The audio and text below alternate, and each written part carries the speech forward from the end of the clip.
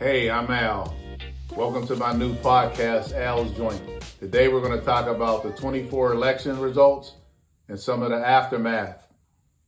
On November the 6th, Democrats woke up angry, disappointed, hurt, and for good reason. Trumpism had won out. This election was never going to be about the Democratic platform versus the Republican platform, or Trump versus Biden, or Trump versus Harris. It was always going to be about Trumpism, and do we move this country forward, or do we go backward? Unfortunately, the country chose to go backwards. I don't believe it was the candidate, Donald Trump, that worried folks. It was Trumpism. Trump is not an intelligent man.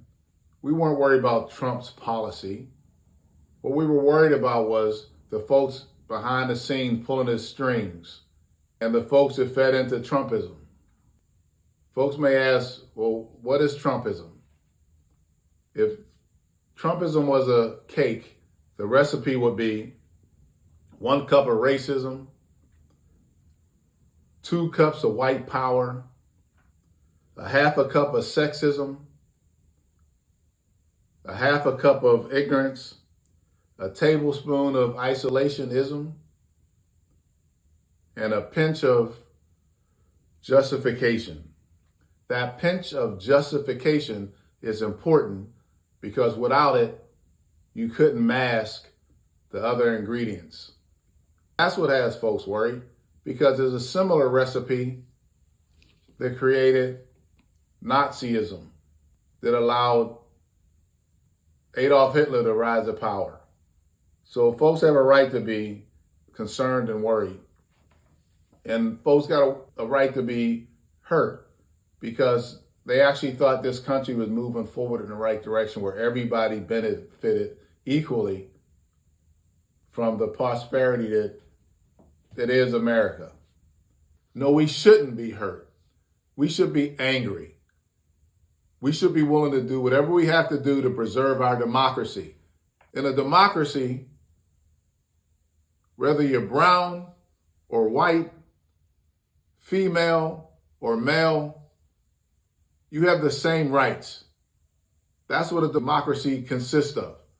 In Trump's world, the only people that have rights are the people that agree with him. And that can't be allowed to continue. If you go back to the Republican primaries, there were 2 formidable candidates that ran against Trump: Nikki Haley and Ron DeSantis.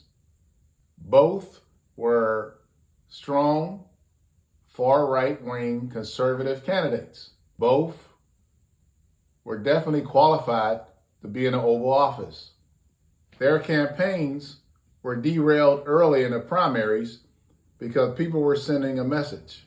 The system was sending a message that we wanted Trumpism, and the only person that could sound off the alarm for Trumpism was Trump himself.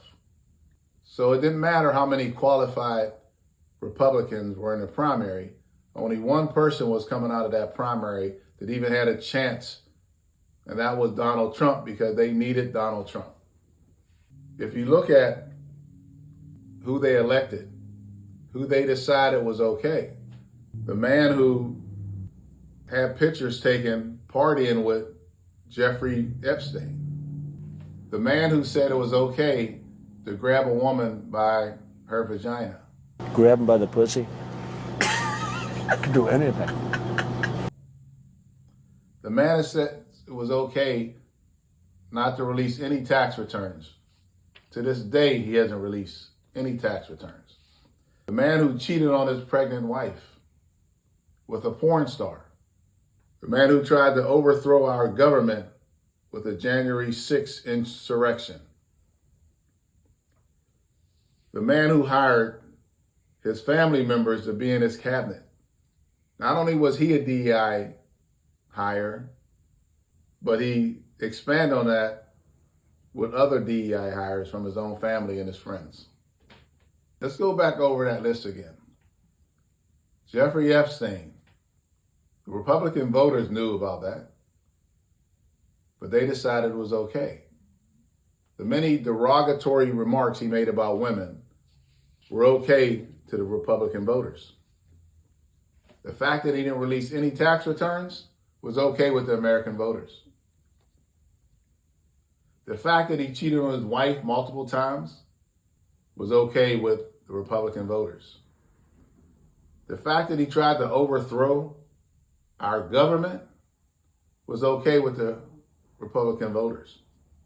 The fact that he hired family members to serve in crucial positions in his first term was okay with American voters. The reason why that's important, because you know now why Trumpism is bigger than Donald Trump. Trumpism is a way of life that folks want to get back to, that they think better suits folks in this country. MAGA cult believes that this election elevated them socially. Think about that. That's why no matter what Trump's going to do, no matter what programs he's going to wreak havoc with, no matter how much he's going to tear down the fiber of this democracy, those folks are going to be okay. If you're looking for somebody to have buyer's remorse, it will not be the MAGA cult, because they achieved what they wanted out of this election already. They got a candidate who told them that they could look down on certain groups of people. They elected a man who was an adulterer, a whoremonger, a thief, a sexist, a racist, and a man who stated several times that he didn't have to pray because he's never done anything wrong. That is why folks are worried. That is why folks were hurt. I think in this country, there were people of color and women who thought that they had come a long way. The women's rights movement, the civil rights movement,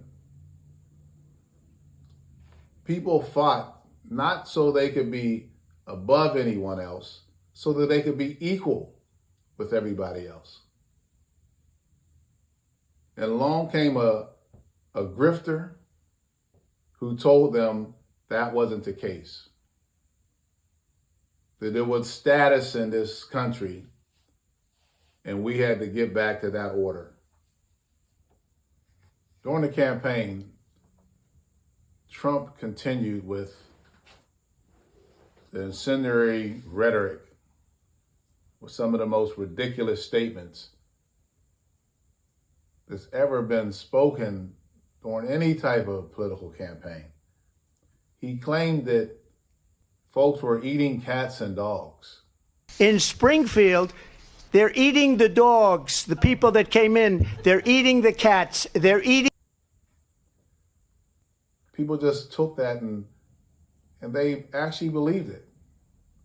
There were folks wanting to go up to Springfield, Ohio and riot because they felt that there were people there eating cats and dogs. The presidential candidate made that statement repeatedly. And instead of folks laughing it off, it became an issue. They sent racial undertones with the DEI hire. They accused Kamala Harris of being a DEI hire. Not the fact that Trump, failed businessman and a TV reality show host, ran for president with no qualifications. And if we look into the DEI system, the people who benefited the most from DEI, the DEI initiative, were white women first and white men second. Think about that for a minute. Do the research. Don't believe me. If you believe me, you're no different than when you're listening to Trump. Go do your research. The two groups that benefited from DEI the most were white men and white women. Then the outrageous claims that immigrants were taking black jobs, were taking anybody's job.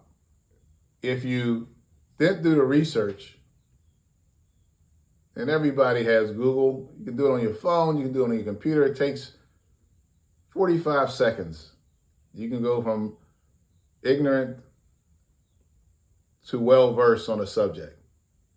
The migrant jobs that he was referring to, nobody else wants to do them. The part that worries me the most is, absent those folks doing those jobs, who else is going to do them? Somebody's going to have to do those jobs. Somebody's going to have to pick fruit. Somebody's going to have to do the menial jobs that no Americans want to do.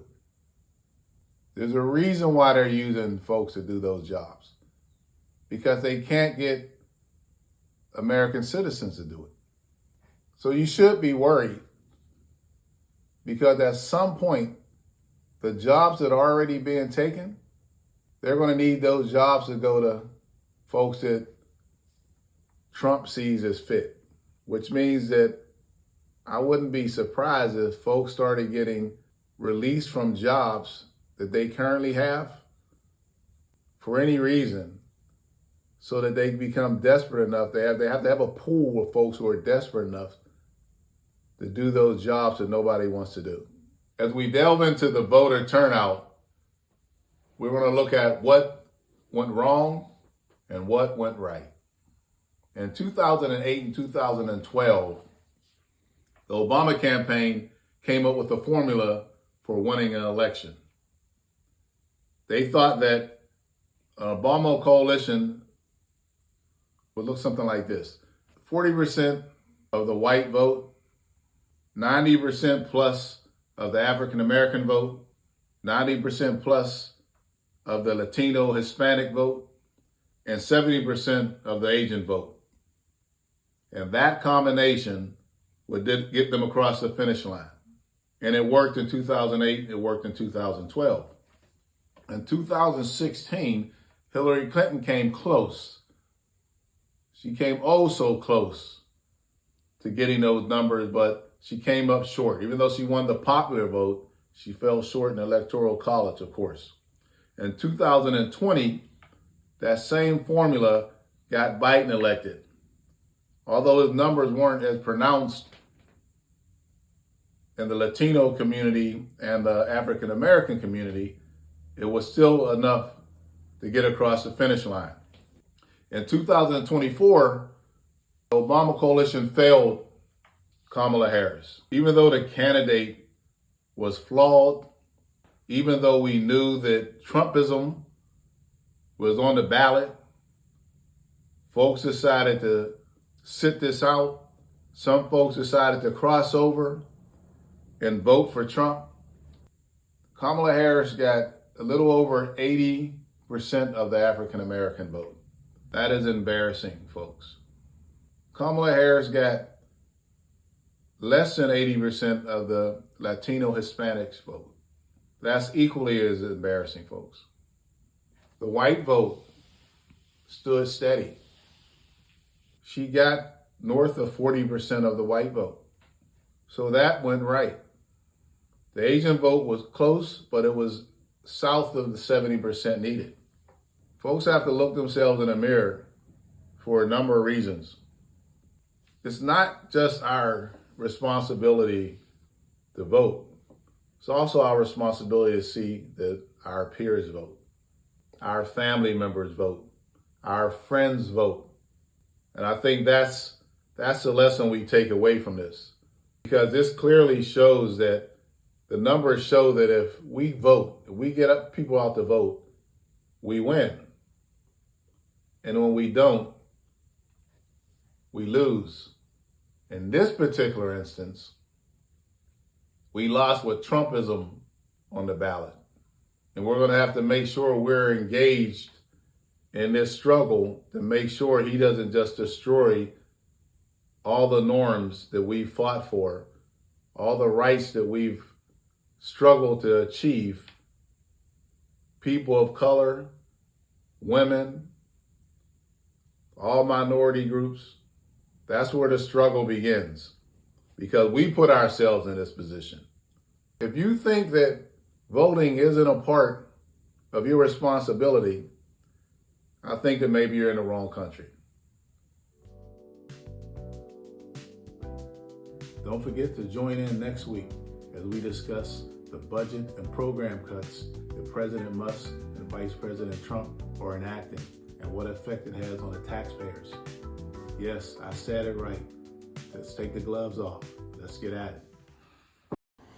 This episode of Al's Joint is brought to you by Jackpack. Don't forget to hit that like button and subscribe.